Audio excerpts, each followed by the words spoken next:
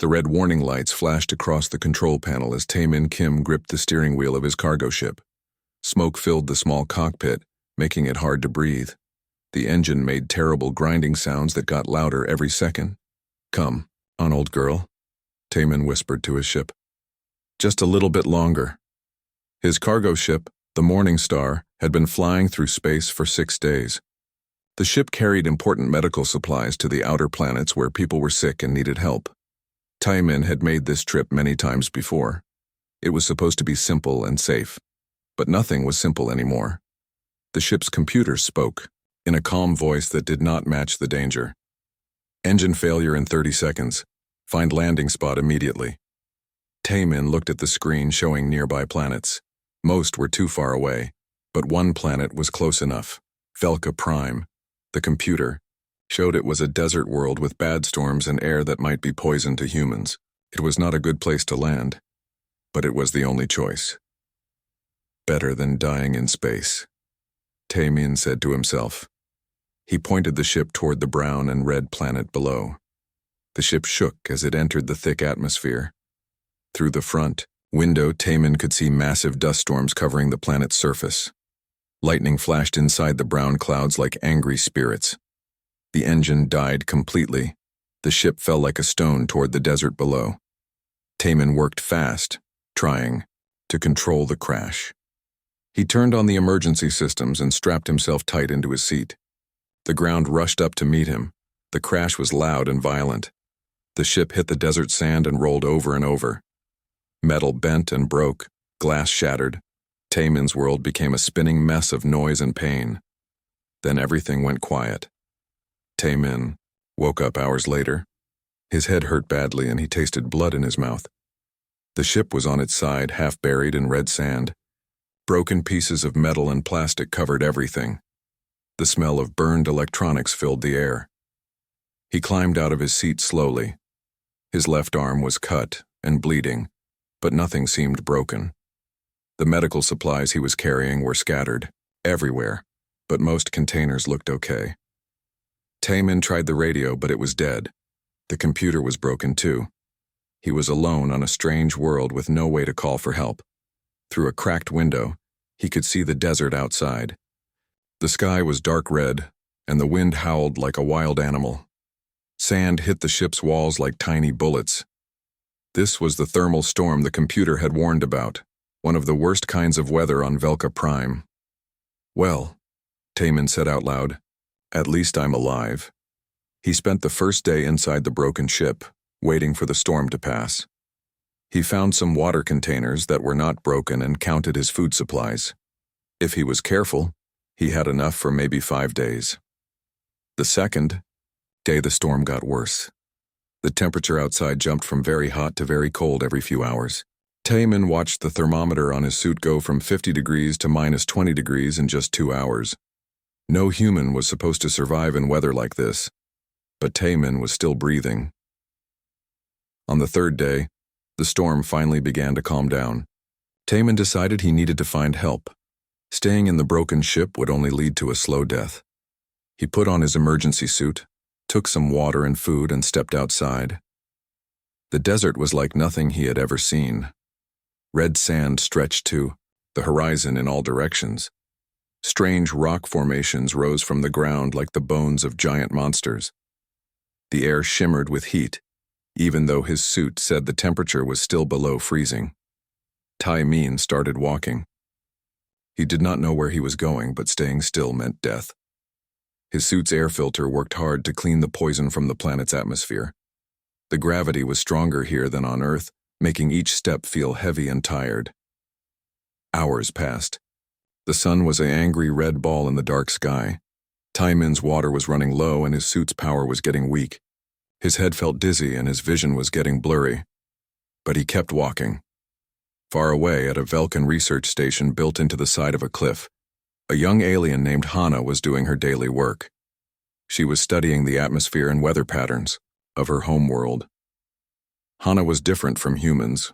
Her skin was light blue, and she had large silver eyes that could see heat patterns. The Velkans were a careful people. They had lived on this harsh world for millions of years by being smart and avoiding danger. They never went outside during thermal storms without heavy protection. Even their strongest warriors needed special suits to survive what their planet could do. Hana was looking at her instruments when something strange appeared on her scanner. The screen showed a heat signature moving across the desert, something alive walking through conditions that should kill any living thing. That cannot be right, Hana said to herself. She checked the scanner again. The readings were the same. Something was walking in the open desert in the poison air during the end of a thermal storm. It was impossible. Nothing could survive out there, not even the toughest desert animals. But the scanner did not lie. Hana put on her environmental suit and left the safety of the research station. She climbed onto her flying vehicle and headed toward the strange heat signature. As she got closer, she could not believe what she was seeing. It was a creature walking on two legs, wearing a thin suit that looked like it would barely protect against a light rain. The creature was small compared to a Velkan, but it was moving with purpose across the deadly desert. Hana landed her vehicle and approached carefully. Through her suit's viewer, she could see the creature more clearly. It had pale skin, dark hair, and was clearly struggling but still alive. She pulled out her medical scanner and pointed it at the strange being. The results made her gasp in shock. The creature had been exposed to enough radiation to kill 3 Velkans. The poison levels in its blood should have stopped its heart hours ago. The temperature changes should have frozen its organs or cooked them, but somehow, impossibly, it was still alive. "Impossible!" Hana exclaimed, her voice shaking with disbelief. "You should be dead." Taemin collapsed to his knees in the red sand just as Hana reached him. His breathing was shallow and fast. The thin suit he wore was torn in several places, and his face was pale and covered with sweat. "Stay back," Hana called through her suit's speaker, not sure if the strange creature could understand her. "Do not move." But Taemin could not move even if he wanted to. His body had finally reached its limit. He fell forward onto the sand and lay still. Hana stared at her medical scanner, in disbelief. The readings were impossible. This creature should have died hours ago, maybe days ago. Yet here it was, still breathing in air that would burn the lungs of any Velkan. She called her research station on the radio. "Dr. Wu Jin, I need help. I found something. Someone. They need medical attention right now." "What did you find?" "Hana," came the reply from the station's chief medical officer. I think it might be from the crash we detected 3 days ago, but that's impossible. Nothing could survive out here for 3 days. Bring it in immediately. Use full containment protocols. We do not know what diseases it might carry." Hana carefully lifted Taemin's unconscious body and placed him in the medical pod on her flying vehicle. The pod sealed itself and began cleaning the air inside. She flew back to the research station as fast as her vehicle could go. The Velkan research station was built deep into the cliff face to protect it from the planet's harsh weather. The walls were thick metal and stone that could withstand the worst storms. Inside, the air was clean and cool, very different from the deadly atmosphere outside. Dr. Wu Jin was waiting in the medical bay when Hana arrived. He was an older Velkan with dark blue skin and many years of experience treating injuries and sickness. He had seen many strange things in his long career, but nothing had prepared him for what Hana brought him. "Put the containment pod on the medical table," Dr. Wu Jin ordered. "Keep your environmental suit on until we know more." The pod opened with a soft hiss. Dr. Wu Jin looked down at the strange creature inside. It was smaller than a Velkan, with pale pink skin and hair that was black like the night sky. Its clothing was torn and dirty, but he could see it was some kind of uniform. "This is definitely not from our world," Dr. Wu Jin said quietly. "Look at the bone structure, the muscle development. This is completely different from any species we know." He began his examination. The medical scanners showed readings that made no sense. The creature's cellular structure was unlike anything in their databases. Its bones were much denser than a Velkan's, even though it was smaller. Its organs were arranged differently, and some seemed to serve purposes they did not understand. "Hana," Dr. Wu Jin said slowly, "how long did you say this being was outside in the storm?" At least 3 days, maybe longer. The crash happened during the worst thermal storm we have had in months. Dr. Wu Jin shook his head. These poison levels in its blood. A Velkin would be dead in 1 hour with these readings, but look at this. He pointed to another screen. Its liver is processing the toxins, not just filtering them, actually breaking them down and making them harmless. How is that possible? I do not know. Its blood chemistry shows it has been drinking our groundwater, the water that kills most animals on our planet in minutes, but its kidneys have somehow learned to clean it. In just 3 days, its body has adapted to survive things that took our people millions of years to handle with technology. The door to the medical bay opened and Commander Yan entered. She was tall even for a Velkin, with scars on her arms from many battles. As the military leader of the research station, she was responsible for everyone's safety. Dr. Wu Jin, I heard we have a visitor, Commander Yan said. Her voice was hard and suspicious. What kind of threat are we dealing with? I am not sure it is a threat, Dr. Wu Jin replied. This being appears to be a survivor from the crash 3 days ago. Its ship was carrying medical supplies. Commander Yan looked at Taemin lying on the medical table. Medical supplies could be a cover story. This could be a spy or a soldier sent to study our world. Look at how strong it is. Surviving conditions that would kill our best warriors. Or, Hana said quietly, maybe it is just very good at staying alive. Dr. Wu Jin continued his scans. The more he learned, the more amazed he became. The creature's muscle fibers had actually changed during its time on the planet. They were now stronger and more efficient than when it first arrived. Its bone density had increased to handle the heavier gravity. Even its skin had thickened to protect against radiation. Commander, I do not think this is any kind of enhanced soldier, Dr. Wu Jin said. These changes happened naturally. Its body adapted in real time to survive our environment. I have never seen anything like it. That makes it even more dangerous, Commander Yan replied. If its people can adapt this quickly, they could take over our world easily. Or they could help us understand how to survive better on our own planet, Hana suggested. Taemin began to stir on the medical table. His eyes opened slowly and he looked around the room with confusion. He tried to sit up but was too weak. Where am I? Taemin asked in his own language. The Velkins did not understand the words, but Dr. Wu Jin's medical computer began analyzing the sounds. Within minutes, it had started building a basic translation program. You are safe, Dr. Wu Jin said through the computer's speaker. The words came out in broken but understandable human language. You were hurt. We are helping you. Taemin looked at the 3 aliens standing around his bed. They were tall and blue, with large silver eyes that seemed to glow in the dim light. He should have been afraid, but he was too tired and grateful to be alive. Thank you, he said simply. Dr. Wu Jin ran more tests while Taemin rested. Each scan revealed new impossibilities. The human's DNA was rewriting itself to handle the new environment. His immune system was learning to fight off bacteria and viruses that did not exist on his homeworld.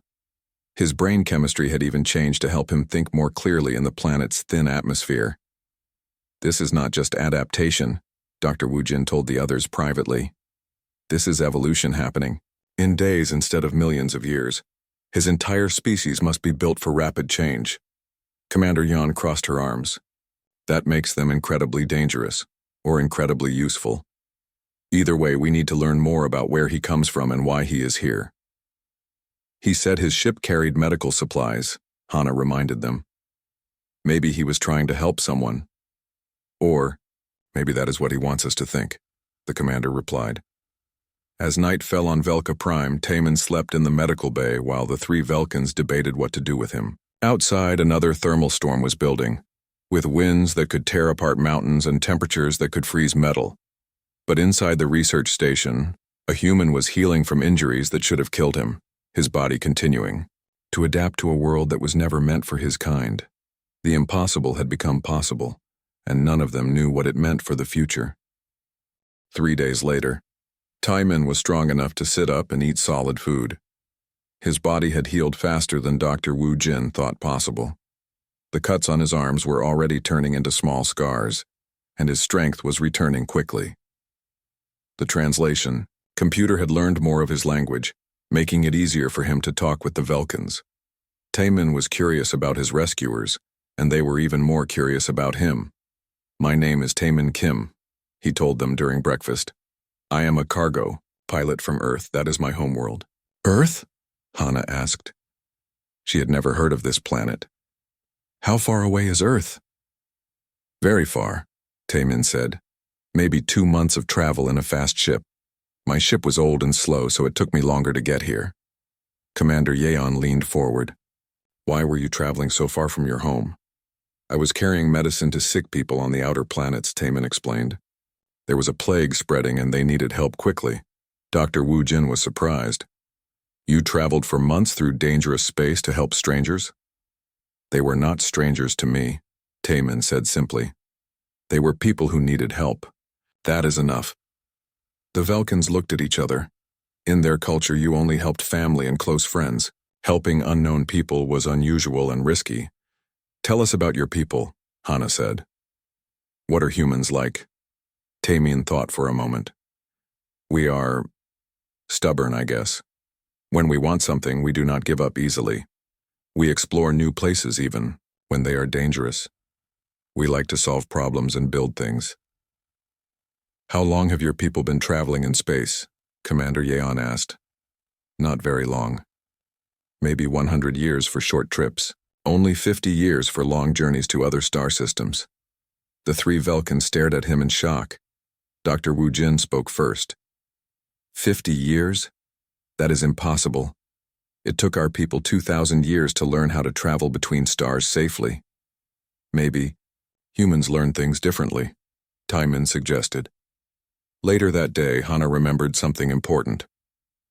"Taemin, did your ship have a computer? We found some wreckage that might have parts we can use." Taemin's eyes lit up. "Yes. Minho should still be working if his memory core was not damaged. He is my AI companion." The Velkans did not understand what an AI companion was, but they agreed to help look for it. They took a flying vehicle to the crash site and searched through the broken pieces of the Morning Star. Taemin found what he was looking for: a small blue box that was scratched, but not broken. When he connected it to the Velkan computer systems, a friendly voice filled the room. "Hello, Taemin. I was wondering when you would find me. Are you injured? My sensors show you have been through significant trauma." "I am okay, Minho. These people helped me. Can you translate for us?" "Of course, I have been learning their language from their computer signals. Hello, friends. Thank you for helping Taemin." The Velkans were amazed. They had never seen an AI that could think and talk like a real person. Their computers were smart, but they only followed orders. Minho seemed to have feelings and opinions. "Minho," Dr. Wu Jin said carefully, "can you tell us about human history? We want to understand your people better." "I would be happy to," Minho replied. "What would you like to know?" "How did humans develop space travel so quickly?" Minho's voice became excited, like a teacher talking about his favorite subject. "Humans have always been explorers. Thousands of years ago they lived in caves and hunted animals with stone tools. But they were not satisfied with staying in one place." Pictures appeared on the computer screen showing human history. The Velkans watched in fascination as the story unfolded. They walked across entire continents looking for new places to live. They built boats and crossed dangerous oceans just to see what was on the other side. When they invented flying machines, they immediately wanted to go higher and faster. "But surely they developed slowly and carefully," Commander Yeon said. "Space travel is very dangerous." Minho made a sound like laughter. "Humans do not develop slowly. When they invented the first airplane, it took them only 66 years to land on their own moon. When they built the first computer, it took them only 50 years to create AI like me." Dr. Wu Jin shook his head in disbelief. "Our people needed 10,000 years between each major invention. How do humans move so fast?" "They are not afraid to fail," Minho explained. "When a human idea does not work, they try a different idea. When something breaks, they fix it and make it better. They do not wait for perfect safety. They accept risk as part of learning. Sage Ara, the oldest and wisest Velkin in the research station, had been listening quietly. She was over 300 years old and knew more about their history than anyone else. "Minho," she said slowly, "show us what humans do for entertainment." The screen filled with images that made the Velkins gasp in horror. Humans jumping out of flying vehicles with only thin cloth to slow their fall. Humans climbing tall mountains where the air was too thin to breathe. Humans racing vehicles at dangerous speeds just for fun. "This is madness," Commander Yan exclaimed. "Do humans have no sense of self-preservation?" "They call it extreme sports," Minho said cheerfully. "Humans enjoy testing their limits. They think danger makes life more interesting." Sage Ara was quiet for a long time. Finally, she spoke. "I begin to understand. Humans do not see limits, the same way we do. When we see a dangerous mountain, we build a safe path around it. When humans see the same mountain, they want to climb over it to see what is on the other side." "Even if climbing it might kill them?" Dr. Wu Jin asked. "Especially if climbing it might kill them," Taemin said with a small smile. "The harder something is, the more we want to do it." Hana looked at the pictures on the screen. "But why? Why take such risks?" Taemin thought carefully about how to explain. "Because safe is boring, and because someone has to be first. If no one ever tries dangerous things, no one ever discovers new things. Every human invention started with someone willing to risk failure. Or death," Commander Yeon added grimly. "Sometimes," Taemin agreed. "But that is how we learn. That is how we grow stronger." Sage Ara nodded slowly. "This explains why you survived on our planet. You were not trying to survive impossible conditions. You were just doing what humans do naturally. You were adapting to a challenge." "I guess so," Taemin said. "I did not think about it much. I just knew I had to keep going." Dr. Wu Jin looked at his medical scans again. "Your body changed itself in 3 days to handle our environment. Our people needed millions of years of evolution to survive here, and we still need protective equipment. Maybe that is because you waited for evolution to change you," Minho suggested. "Humans do not wait. When they need to change, they change themselves." The room fell silent as the Velkins considered this idea. Their entire understanding of life and survival was being challenged by one small human who had refused to die when death seemed certain. Outside, another thermal storm was beginning. The winds howled and the temperature dropped rapidly, but inside the research station, barriers between two very different species were starting to break down. The Velkins were beginning to understand that humans were not just tough, they were something entirely new in the galaxy. A species that did not accept limits, that turned impossible situations into mere problems to solve. And Taemin was starting to realize that his rescue had become something much bigger than he had expected. 2 weeks after Taemin's rescue, life at the research station had become peaceful. He helped the Velkins with their work, sharing knowledge about human technology and medicine. His body had fully adapted to the planet now. He could even breathe the outside air for short periods without his suit. Dr. Wu Jin was fascinated by how quickly Taemin learned their medical techniques. Commander Yeon had stopped seeing him as a threat and now valued his opinions about survival tactics. Hana enjoyed their long conversations about the differences between their worlds. But on this morning, everything changed. Captain So Young was leading a geological survey team in the deep caves beneath the research station. She was studying rock formations that might contain valuable minerals. With her was Jin Woo, a young soldier assigned to protect the survey team from cave-ins and other dangers. They were deep underground when the planet decided to remind everyone how dangerous it could be. The earthquake started as a small tremor. Captain So Young and Jin Woo felt the cave floor shake slightly under their feet. They had experienced many small earthquakes before. They were common on Velka Prime. But this earthquake did not stay small. The shaking grew stronger. Rocks began falling from the ceiling. The walls of the cave started to crack with loud snapping. "Sounds like breaking bones. Everyone out," Captain So Young shouted into her radio. "Major seismic event. All teams return to the surface immediately." Up in the research station, Alarms began ringing. The computer announced in its calm voice, "Seismic activity detected. All personnel prepare for emergency evacuation." Tae-min was in the medical bay with Dr. Woo Jin when the shaking reached them. Equipment fell off the tables and crashed to the floor. The lights flickered on and off. "How bad is it?" Tae-min asked, grabbing onto a table to stay standing. Dr. Woo Jin checked his instruments. His face went pale. "Very bad. The epicenter is directly below us. The entire mountain could collapse." Commander Yeon's voice came over the intercom. "All personnel to evacuation stations. We have 15 minutes before the main shock wave hits." The whoa. Velkans moved quickly and efficiently. They had practiced this many times.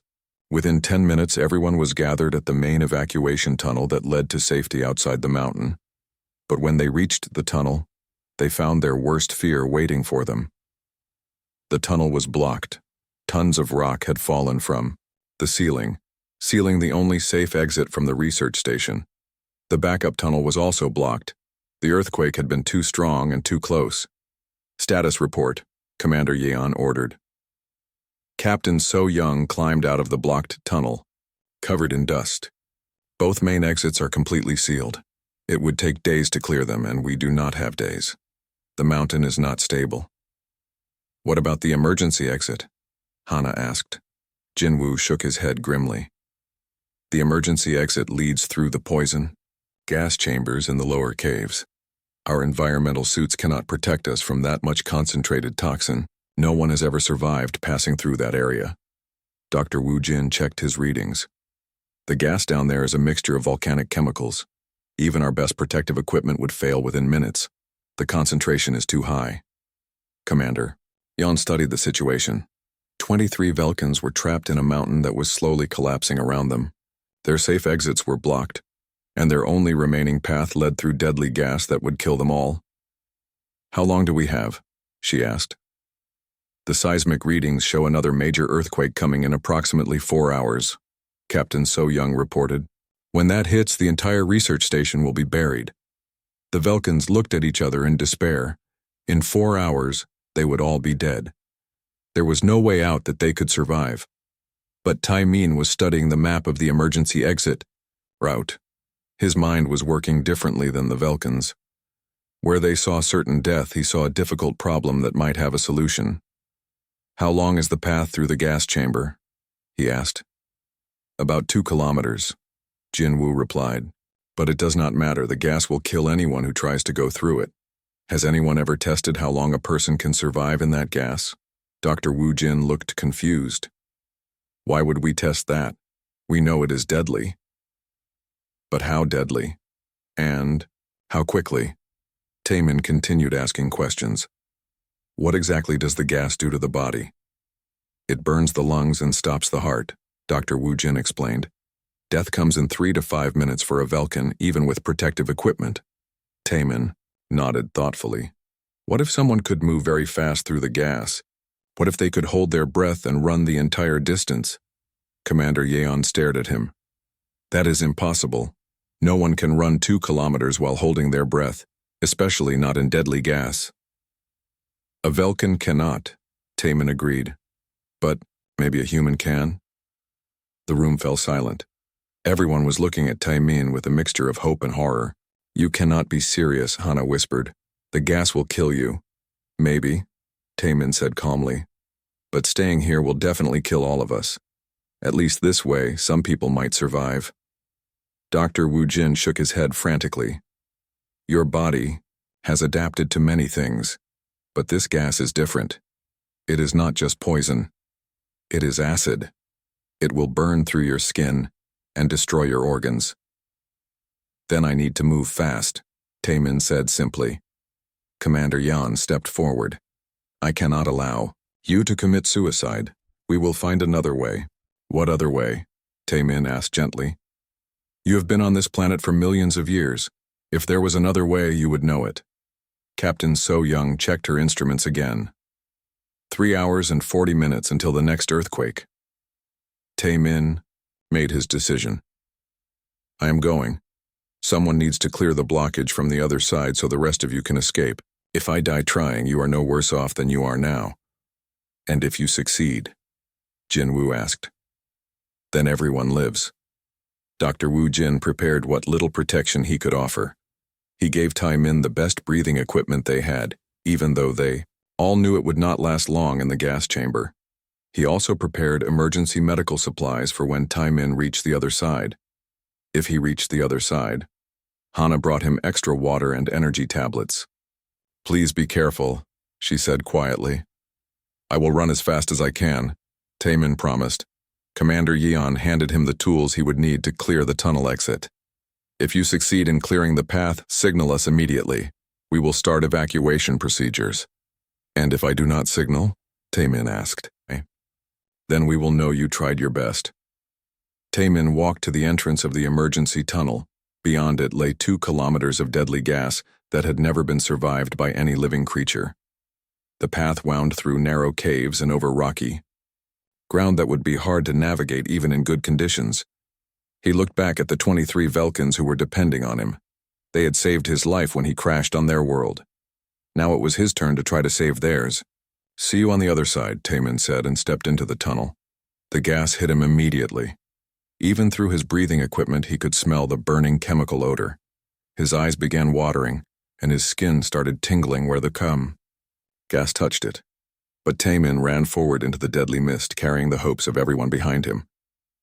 Tai Min ran through the gas chamber like his life depended on it, because it did. The burning mist surrounded him, eating through his protective suit and making his skin feel like it was on fire. He held his breath and pushed forward, following the path markers on the cave walls. The first kilometer was the hardest. His lungs screamed for air, but he knew that breathing the gas would kill him faster than holding his breath. His eyes streamed with tears from the chemicals, making it hard to see where he was going. The rocky ground was slippery and dangerous, but Tai Min kept running. Halfway through the gas chamber, his protective suit finally gave up. The chemicals burned through the material like acid through paper. Now the gas was touching his skin directly, and the pain was incredible. It felt like being burned and frozen at the same time. Still he ran. At the research station, the Velkans waited in terrified silence. 3 hours had passed since Tai Min entered the tunnel. There had been no signal, no sound, nothing. He should have reached the other side by now, Dr. Wu Jin said quietly. Even moving slowly, the journey should not take more than 2 hours. Hana stared at the tunnel entrance. Maybe his communication equipment was damaged by the gas. Maybe, Commander, Yeon replied, but her voice held no hope. Or maybe the gas was too strong even for a human. Captain So-young checked her instruments again. 30 minutes until the next earthquake. If we do not hear from him soon, we need to prepare for the worst. But deep in the gas chamber, something impossible was happening. Tai Min had collapsed, near the end of the 2nd kilometer. The gas had poisoned his blood and burned his lungs. His heart had stopped beating for almost 2 minutes. By every medical law that Dr. Wu Jin knew, the human should have been dead. But Tai Min's body was not following normal medical laws. His cells began changing again, just like they had during his first days on Velka Prime. His liver started working, overtime, not just filtering the poison but actually breaking it down into harmless chemicals. His lungs developed new tissue that could process the burning gas without being destroyed. Most amazingly, his heart restarted itself. Not because of any medical equipment, but because his body simply refused to give up. Tai Min woke up on the cave floor 18 hours later. At first, he did not know where he was. Everything hurt, and his vision was blurry. Then he remembered. The tunnel, the gas, the people counting on him. He tried to stand up but fell back down. His legs were too weak. But he could breathe. Somehow, impossibly, he was breathing the deadly gas and staying alive. Tai Min crawled the last 100 meters to the tunnel exit. His hands were burned and bleeding, but he managed to reach the tools that had fallen from his pack. Working slowly and painfully, he began clearing the rocks that blocked the escape route. It took him 6 more hours, but finally he broke through to the clean air on the other side. With shaking hands, he activated his emergency signal. At the research station, the Velkans had given up hope. The major earthquake had come and gone, damaging the station but not destroying it completely. They were preparing for the final collapse when Nurse Yunbi heard a faint beeping sound. "Wait!" she called out. "I hear something." The beeping was coming from the emergency communication system. Someone was signaling from the other side of the gas chamber. "Impossible," Commander Yan whispered.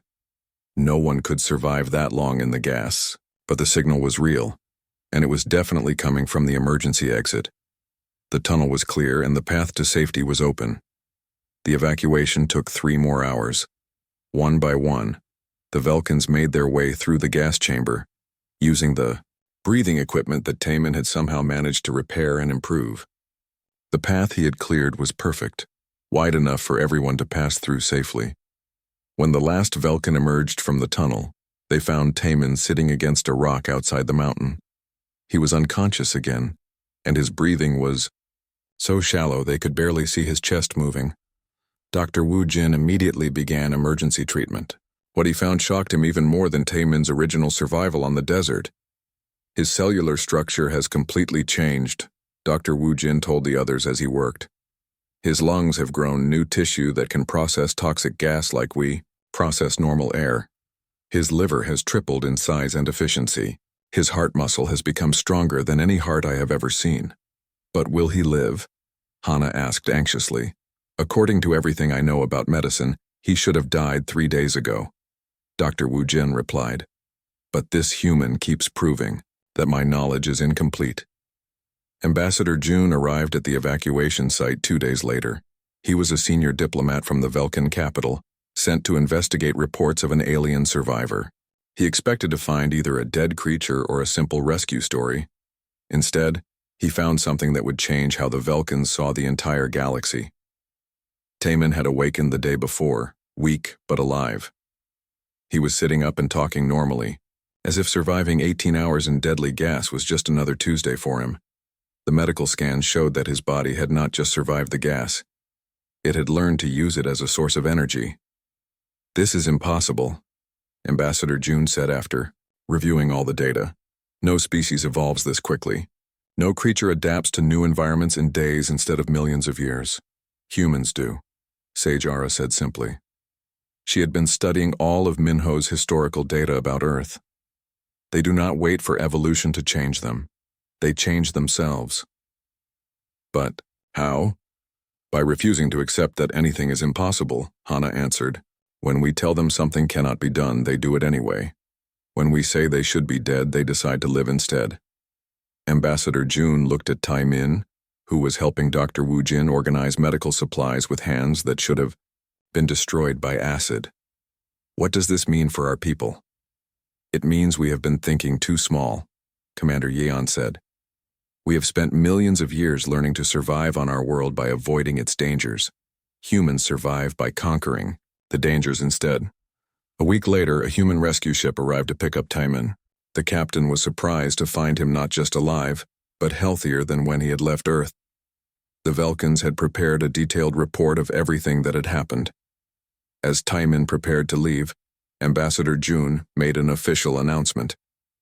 "The Velkan Council formally invites humanity to join the Galactic Alliance," he said. "Not as junior members learning from older species, but as full partners who can teach us new ways to face the impossible." Taman smiled.